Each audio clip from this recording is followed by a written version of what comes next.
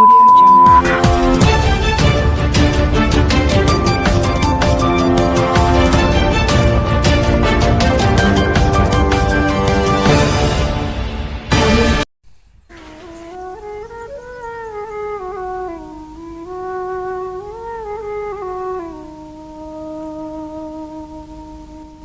ॾींदासीं रसलाबाद में इरफान सां तो खबर मौजूद पीर परेड शाह बुखारी भरसा ॻोठ बेड़ो खान गांगरो जा रवासी सरापा एहतजाज फौजीमंद पंजल गांगरो जी ज़मीन सर्वे नंबर 450 ते नामालूम माण्हू वण पटे वॾो नुक़सान कंदा जंहिं ते ॻोठाणनि फौजी मंजूर हुसैन गांगरो फौजीमंद पंजल गांगरो काइमदीन गांगरो मौलवी असगर गांगरो निज़ामुद्दीन गांगरो ऐं ॿियनि जी अॻवानी में एहतजाज कयो।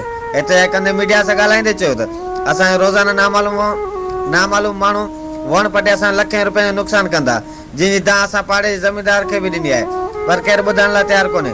कुझु बासर जेके असांजी ज़मीन ते कब्ज़ो करणु चाहिनि उन्हनि 2 नंबर कागज़ बि तयारु कराया आहिनि ऐं असांजे ॻोठ में अची असांखे हिरासा कनि था, असांखे धमकियूं बि ॾियनि था। असां ग़रीब मिसकिन आहियूं, असांखा बासर ताक़तवर आहिनि, असां उन्हनि जो मुक़ाबिलो नथा करे सघूं। असां CM Sindh Murad Ali Shah, SSP Khairpur, SHO हिंगोरजा ऐं ॿियनि वसवारनि खां इंसाफ़ जी घुर कयूं था। असां मिसकिननि सां इंसाफ़ कयो वञे।